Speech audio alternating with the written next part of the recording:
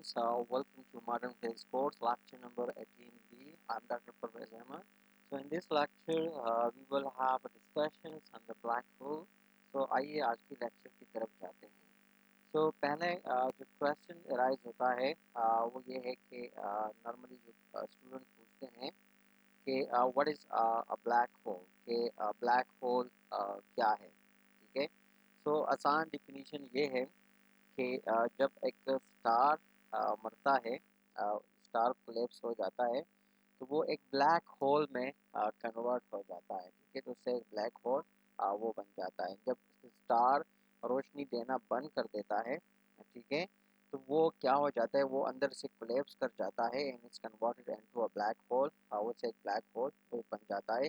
ये जस्ट एक normal definition है. अब फॉर्मल डिफिनीशन हमारे पास क्या है, फॉर्मली हम थोड़ा सा इसको इंट्रोड्यूस करते हैं और थोड़ा सा उनकी डिटेल बताते हैं कि ब्लैक होल क्या है और ये कैसे वो बनते हैं. ठीक है. So while a star is burning, the heat produced by the thermonuclear reaction pushes out the star's matter and balance the force of the gravity. ठीक है. हम कहते हैं कि नॉर्मल कंडीशंस में एक स्टार के अंदर दो तरह की कुव्वतें एक दूसरे को बैलेंस करती है. एक होती है जो उसको बाहर से उस पर रिएक्ट कर रही होती है और उसको हम कहते हैं द फोर्स ऑफ ग्रेविटी. और दूसरा जो है उसको हम कहते हैं थर्मो न्यूक्लियर फ्यूजन, जो अंदर से रिएक्ट कर रही होती है, जो उसके अंदर मतलब फ्यूल के तौर पे वो रिएक्ट करती है. अब ये जो थर्मो न्यूक्लियर फ्यूजन रिएक्शन है, ये क्या करती है, ये अंदर से बैलेंस करती है जो बाहर से फोर्स लग रही है, फोर्स ऑफ ग्रेविटी. अगर ये दोनों फोर्सेस आपस में बराबर हो, सो इन सच कंडीशंस जो स्टार होता है वो नॉर्मल कंडीशंस में रहता है, वो कोलैप्स नहीं होता. ठीक है. वो इक्विलिब्रियम फॉर्म में होता है क्योंकि जो फोर्स ऑफ ग्रेविटी है that is been balance by the nuclear force from inside. ठीक है. ये दोनों फोर्सेस जब तक मतलब इक्वली रिएक्ट कर रहे हो, इक्वली एक दूसरे को बैलेंस कर रही हो, तो स्टार तब तक वो कायम रहता है. So when the star fuel is depleted, no heat is left to counteract the force of the gravity, which becomes dominant. ठीक है. जब अंदर से हम कहते हैं कि स्टार की जो फ्यूल है वो कमज़ोर होना शुरू हो जाता है या कम होना शुरू हो जाती है, या हम कहते हैं कि अंदर से वो जो न्यूक्लियर रिएक्शंस है वो कमज़ोर पड़ जाता है, तो हम कहते हैं कि जो स्टार है उसके अंदर से जो काउंटरैक्ट जो फोर्स है, जो न्यूक्लियर फोर्स है, जो फोर्स ऑफ ग्रेविटी को बैलेंस करती है, वो ऑलमोस्ट ऑलमोस्ट क्या हो जाती है, वो ऑलमोस्ट ख़त्म हो जाती है. और इसी कंडीशंस में हम कहते हैं कि जो फोर्स ऑफ ग्रेविटी है वो डोमिनेंट आ जाता है. So the star mass collapse into an incredibly dense ball that could wrap space-time enough to not allow light to escape. ठीक है. सो सच कंडीशंस में क्या हो जाता है कि स्टार जो है, स्टार की जो मास है वो अंदर की तरफ वो कोलैप्स कर जाती है. और ये इंतहाई जो स्टार होता है इसी कंडीशन में वो इंतहाई डेंस बॉल की हैसियत वो इख्तियार कर जाती है. और वो अपने साथ ही जो स्पेस टाइम है इस हद तक अपने साथ उसको रेप अप कर देता है कि इवन लाइट जो है वो भी उससे एस्केप नहीं हो पाती. ठीक है. और the point at the centre is called singularity. इस तरह जब वो बॉडी बन जाती है तो उसके सेंटर पे जो एक पॉइंट होता है just like you can see it here, तो उसको हम क्या कहते हैं, इसी पॉइंट को हम कहते हैं सिंगुलैरिटी कहते हैं. ठीक है. तो थोड़ा सा इसको मज़ीद रिपीट करते हैं कि ब्लैक होल मतलब एक स्टार जो है उससे ब्लैक होल कब बन जाता है. सो बी रिमेंबर के स्टार पे दो फोर्सेस रिएक्ट कर रही होती है. एक उसके अंदर जो न्यूक्लियर रिएक्शन होता है, मतलब एक न्यूक्लियर फ्यूजन की वजह से एक फोर्स होती है. ठीक है. जो कि बाहर की तरफ रिएक्ट कर रही होती है. और एक फोर्स होती है जो कि बाहर से अंदर की तरफ रिएक्ट करती है, and that is the force of gravity. Force of gravity बाहर से अंदर की तरफ रिएक्ट करती है, और जो न्यूक्लियर फोर्स है that is from inward to outward वो रिएक्ट करती है. ठीक है. अब इनमें से कुछ होता यूँ है कि अगर मतलब जो अंदर वाली फोर्स है न्यूक्लियर फोर्स, वो क्या हो जाती है अगर वो ग्रेविटेशनल फोर्स को ओवरकम करती है तो स्टार जो है वो बाहर की तरफ धमाके के साथ बर्स्ट हो जाता है। ठीक है, उसको हम कहते हैं न्यूक्लियर एक्सप्लोजन कहते हैं, या मतलब सुपरनोवा, या मतलब जो भी जो हलाई साइंसदान है उसको कोई सा भी मतलब उनकी अपनी टर्मिनोलॉजीज है। तो स्टार बाहर की तरफ धमाके से बाकी हिस्सों में वो कन्वर्ट हो जाता है, क्योंकि उसे नए स्टार वजूद में आ जाते हैं। लेकिन जब हम कहते हैं कि अंदर से न्यूक्लियर रिएक्शंस जब रुक जाता है तो उसी कंडीशंस में जो न्यूक्लियर फोर्स है वो कमज़ोर पड़ जाता है, और जो बाहर से जो ग्रेविटेशनल फोर्स है वो ओवरकम कर जाता है, वो डोमिनेंट बन जाता है। तो इसी कंडीशन में स्टार जो है वो अंदर की तरफ कोलेप्स कर जाता है। ठीक है, वो एक डेंस बॉडी बन जाती है। ठीक है, जिसको हम क्या कहते हैं, जिसको हम ब्लैक होल कहते हैं। ठीक है, मतलब जब न्यूक्लियर फोर्स गालिब आ जाता है तो स्टार मज़ीद छोटे छोटे स्टार में वो क्या हो जाता है, वो ब्लास्ट हो जाते हैं, और छोटे छोटे स्टार उसके मतलब उससे मज़ीद स्टार वजूद में आ जाते हैं। और जब ग्रेविटेशनल फोर्स गालिब आ जाता है तो स्टार अंदर की तरफ कोलैप्स कर जाता है और वो ब्लैक होल में कन्वर्ट हो जाता है। और सारे की सारी मास जो है वो एक डेंस बॉल की शक्ल वो इख्तियार कर देता है, और ये इतना डेंस होता है कि ये स्पेस टाइम जो है वो अपने साथ ही उसको भी रैप अप कर जाता है। और अपनी डेंसिटी की वजह से मतलब ये जो लाइट है इवन वो भी इससे इस्केप नहीं हो पाती।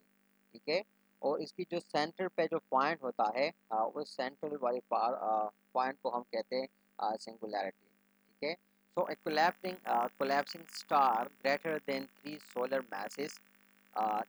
masses would distort space time in this way to create a black hole।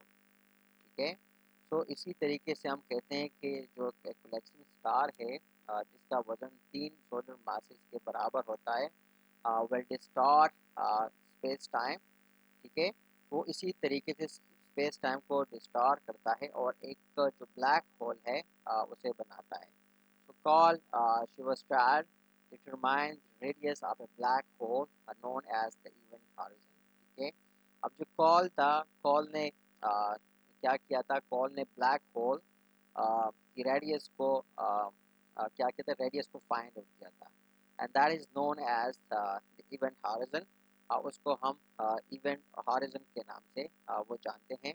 And that we denote by मतलब उसके लिए हमारे पास जो उसने फार्मूला डेवलप किया था कॉल ने, दैट फार्मूला मतलब वो कुछ यूँ है, by finding the radius of the black hole that is r which is subscript s, that is equal to 2g m divided by c square। ठीक है, ये हमारे पास फार्मूला है जिसकी मदद से कॉल ने जो कॉल है उसने ब्लैक होल जिसका नाम था इवन हारिजन उसके रेडियस को वो फाइंड आउट किया था। ठीक है, now how to detect a black hole. अब क्वेश्चन है कि ब्लैक होल को हम कैसे डिटेक्ट कर सकते हैं। अब हम कहते हैं कि मतलब ब्लैक होल इतना डेंस होता है कि इतनी इसकी में ग्रेविटी की मकदार या ग्रेविटी ब्लैक होल के अंदर इतनी स्ट्रांग होती है कि हम कहते हैं कि यहाँ से लाइट भी एस्केप नहीं कर पाती।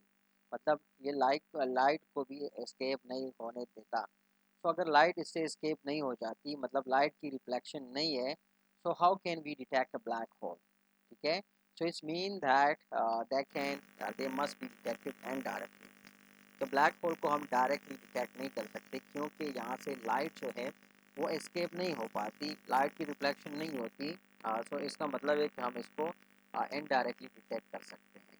ठीक है, and that is sewer red shipping of light. ठीक है, और वो जो तरीका है that is sewer red shipping of light. ठीक है, रेड शिफ्टिंग ऑफ लाइट, अब ये क्या है, severe red shifting of light, अब ये क्या है। So that was being determined by some of the renowned scientists working in this field। one of the most famous scientists and this regard is known as Stephen Hawking। ठीक है, तीन लोगों ने black hole पे इनकी detection पे बहुत ज़्यादा वो काम किया, और इन्होंने ब्लैक होल से जो मतलब है रेडिएशन है उनके डिटेक्शन के लिए फार्मूले दिए और उनके लिए कुछ रूल वजन किए। ठीक है, so Hawking radiation results from particles, anti particle pairs created near the event horizon. ठीक है, कि इवन हॉरिजन के करीब जो पार्टिकल एंटी पार्टिकल्स वो पेयर्स क्रिएट होते हैं। ठीक है, तो मतलब उसी से हमारे पास हॉकिंग रेडिएशंस वो पैदा होते हैं। ठीक है, so one member slaps into the singularity. ठीक है, एज द अदर एस्केप, उसमें से जो एक मेंबर है वो बाहर की तरफ मतलब एस्केप कर जाता है, और जो दूसरा है वो सिंगुलैरिटी में स्लैप कर जाता है। ठीक है, you know that what it mean by singularity. ये सिंगुलैरिटी हम कहते हैं कि सेंट्रल पार्ट है ब्लैक होल का। So anti particles that escape, जो एंटी पार्टिकल्स वो एस्केप हो जाता है, radiate as they combine with the matter. ठीक है, तो वो जो एस्केप शुदा मतलब पार्टिकल्स है, जो बाहर निकलने में बच जाने वाला पार्टिकल्स है, वो मैटर के साथ कंबाइन होके क्या करता है, रेडिएट हो जाता है, मतलब वो रोशनी इमिट करता है, उनकी इनहेलेशन हो जाती है। So energy expended to pair productions at the event horizon. ठीक है, decreases the total mass energy of the black hole. ठीक है, अब हम कहते हैं कि इवन हॉरिजन पे जो एक्सपेंडेड पेयर ऑफ प्रोडक्शंस है, ठीक है, उससे एनर्जी वो क्या हो जाती है, एनर्जी जो ब्लैक होल है उसकी एनर्जी जो है मतलब जब वो बर्न करती है आ, उसमें हम कहते हैं कि एनर्जी क्या हो जाती है, एनर्जी रिलीज हो जाती है या एनर्जी हार्च हो जाती है। तो इसकी वजह से जो टोटल मास है, total mass energy of the black whole, उसमें क्या है, उसमें डिक्रीज आ जाती है। ठीक है, मतलब जब रिएक्शन होता है तो उस रिएक्शन में एनर्जी के एक्सपेंशन की वजह से जो मास एनर्जी है ब्लैक होल की उसमें कमी आ जाती है। So Hawking calculate the black body temperature of the black hole to be equal to T is equal to h card c square divided by 8 pi k gm। मतलब ये जो स्टीफन हॉकिंग है उन्होंने क्या किया कि उन्होंने जो ब्लैक बॉडी है, जो ब्लैक बॉडी टेम्परेचर है उसको कैलकुलेट किया। मतलब ये जो हमारे पास ब्लैक होल है, it's almost perfect black body है हमारे पास, मतलब एक जो परफेक्ट ब्लैक बॉडी है, मतलब इसकी परफेक्ट एग्जांपल हमारे पास ब्लैक होल है। ठीक है, in other words we can say that कि black hole is basically a perfect black body। ठीक है, और हमारे पास एक परफेक्ट ब्लैक बॉडी है क्योंकि उस पर जो भी रेडिएशन उस पर फॉल करती है वो उसको ऑब्जर्व करती है। ठीक है, और तमाम के तमाम रेडिएशन को फिर वो क्या करती है, वो इमिट कर सकती है। सो हॉकिंग जो है उन्होंने इस ब्लैक बॉडी की जो मतलब है जो टेम्परेचर है उनके लिए, उनकी कैलकुलेशन के लिए फार्मूला वजह किया, in that is that formula. ठीक है, कि temperature is equal to H cut C cube divided by 8 pi kg m। ठीक है, सो द पावर रेडिएटेड, अब इसके नतीजे में जो पावर रेडिएशन है as a function of the temperature, that would be equal to 4 pi sigma r square m2 h c cube divided by 8 pi kg m whole raised to power 4।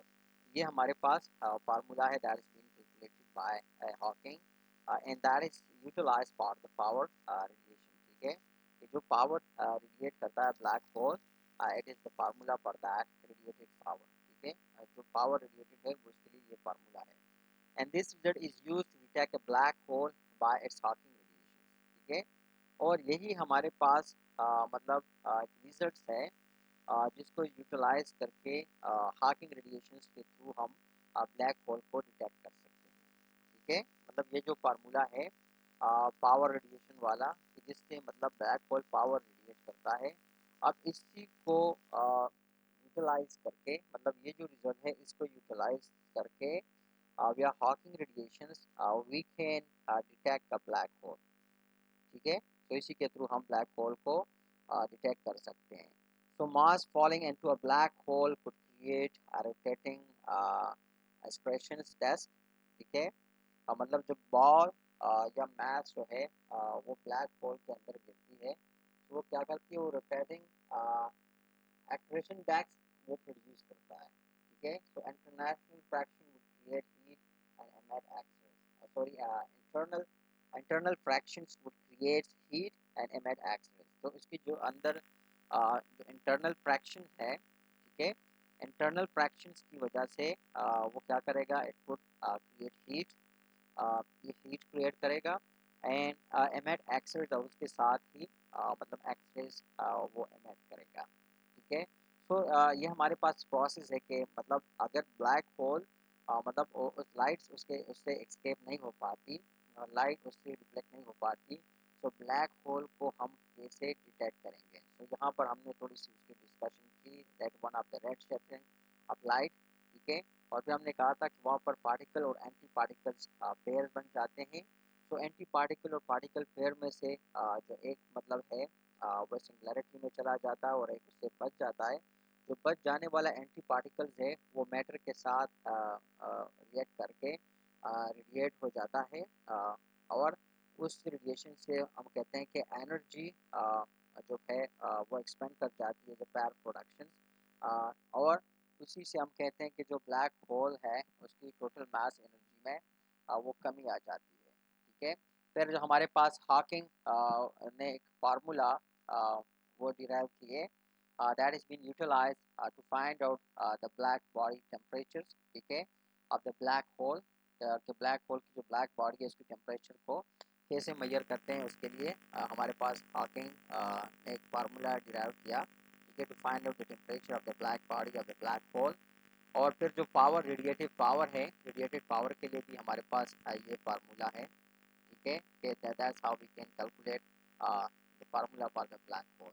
और फिर हमने कहा था कि अगर ब्लैक होल के अंदर कोई मास फॉल कर जाती है तो वो एक रोटेटिंग एक्रेशन डेस्क की शेप वो इख्तियार कर देती है, और जो इंटरनल प्रेशर है मतलब उसकी जो इंटरनल प्रेशर है वो हीट प्रोड्यूस करती है और साथ ही एक्सरेज वो एमिट करती है। ठीक है, so although a black hole has not yet been observed, there are several plausible candidates। ठीक है, कि हम कहते हैं कभी तक जब तक हम मतलब ये जब तक ये बुक लिखा गया है उस वक्त तक हम कह सकते हैं, या हमारी जो लेक्चर है वो कह रहे हैं कि जो कि ब्लैक होल अभी तक ऑब्जर्व नहीं हुआ, लेकिन उसके लिए हमारे पास सेवरल जो पॉसिबल कैंडिडेट्स हैं वो मौजूद है। ठीक है, मतलब उसमें एक ये है कैगनेस X-1 is an X-ray emitter and a part of a binary system in a Cygnus constellations. Okay, and it's roughly seven solar masses। ठीक है, कि हमारे पास प्लॉसिबल कैंडिडेट है फॉर द ब्लैक होल। ठीक है, जिसमें हम कहते हैं कि Cygnus है X-1 is an x ray emitters, जो कि मतलब क्या है, एज एन एक्सरे एमिटर्स है and A part of the binary system. और ये हमारे पास है क्या है, एक पार्ट है बाइनरी सिस्टम का। ठीक है, इन द सैग्नेस कंस्टेलेशन, सैग्नेस कंस्टेलेशन में पार्ट है बाइनरी सिस्टम का, और उसकी जो मतलब रफली मास है दैट इज 7 सोलर मासेस के। हमारे जो सोलर मास है इसको अगर 7 से मल्टीप्लाई किया जाए तो मतलब वो उसके एक मास के वो बराबर है।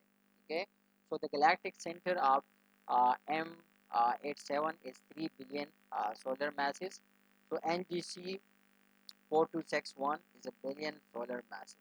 ठीक है, ये हमारे पास मुख्तलिफ सोलर टर्मिनोलॉजीज है जिस हम क्लास के दौरान फिर डिटेल के साथ वो डिस्कस करेंगे। तो प्राइम ड्रैगिंग से क्या मुराद है ब्लैक होल के अंदर। तो Joseph lens and has firing proposed in 1918 that a rotating body's gravitation force can laterally drag space-time around with it as the body rotates। ठीक है, मतलब ये जो लोग थे Joseph lens and has firing, इन्होंने 1819 के अंदर ये प्रपोज किया कि अगर एक रोटेटिंग कि हमारे पास अगर एक रोटेटिंग बॉडीज हो तो उसकी जो ग्रेविटेशन फोर्स है वो लेटरली जो स्पेस टाइम है उसको अपने गिर्द वो क्या करती है, अपने गिर्द उसको ड्रैग कर सकती है। ठीक है, और जिस तरह मतलब जिस तरह के मतलब एक बॉडीज वो रोटेट करती है और अपने पास की चीज़ को रोटेट करती है, तो इसी तरह इन्होंने कहा कि इस तरह हमारे पास पॉसिबल है कि अगर हमारे पास एक रोटेटिंग बॉडीज हो in the form of a black hole, ठीक है। तो उसकी जो ग्रेविटेशनल फोर्स है वो तमाम के तमाम जो स्पेस टाइम है अपने अराउंड, तो उसको क्या कर सकती है, अपने अराउंड उसको वो ड्रैग कर सकती है जब वो रोटेट कर रहा हो। And this effect sometime called the Lense Thirring effect. ठीक है, उस इफेक्ट को समटाइम वो हम लेंस थ्रेलिंग इफेक्ट कहते हैं। It is refer to a frame dragging, और मतलब इसको एक फ्रेम ड्रैगिंग के नाम से भी जाना जाता है। ठीक है, और all the celestial bodies that rotate can modify the space time curvature। ठीक है, तमाम जो हमारे पास celestial bodies है, ठीक है, जो रोटेट कर रही है, वो स्पेस टाइम कर्वेचर को मॉडिफाई कर सकते हैं। And the larger gravitational force और द ग्रेटर द इफेक्ट। तो इसका असर ये होगा कि जितना मतलब लार्जर हमारे पास ग्रेविटेशन फोर्स होगा, तो उतना ही ज़्यादा इसका जो इफेक्ट है वो होगा। ठीक है, so frame dragging was observe in 1997। अब यहाँ पर देखें कि फ्रेम ड्रैगिंग जो है ये प्रपोज कब हुआ। Frame dragging was initially propose in 1980, लेकिन ये डिस्कवर कब हुआ, frame dragging was observe in 1997। कि इस प्रपोज 1918 में हुआ, और इसकी जो ऑब्जर्वेशन है, जो ऑब्जर्व हुआ practically, that was in 1997 by noticing fluctuating X-rays from several black hole candidates। तो जितने भी ब्लैक होल कैंडिडेट्स थे, उससे क्या हुआ, उससे एक्सरेज को नोटिस किया गया, फ्लक्चुएटिंग एक्सरेज को नोटिस किया गया। और इसी से जो फ्रेम ड्रैगिंग जो प्रपोज फ्रेम ड्रैगिंग है, उसका आइडिया जो प्रपोज फ्रेम ड्रैगिंग का आइडिया था, उसको प्रैक्टिकली ऑब्जर्व किया गया 1997 में। ठीक है, और ऑब्जर्वेशन का जो मतलब था, जो सोर्स था, that was fluctuating X rays. ठीक है, वो फ्लक्चुएटिंग एक्स रेस थी, और उसकी जो सोर्स थी वो क्या थी, वो जो ब्लैक होल कैंडिडेट्स थे वो उसके सोर्स थे। So this indicated that the object was precessing from the space-time dragging along with it। ठीक है, मतलब इसके मौजूदा मतलब जो नताइज थे वो ये इसके नताइज थे। So the Lagos systems of the satellite uses Earth-based lasers that reflect off satellite।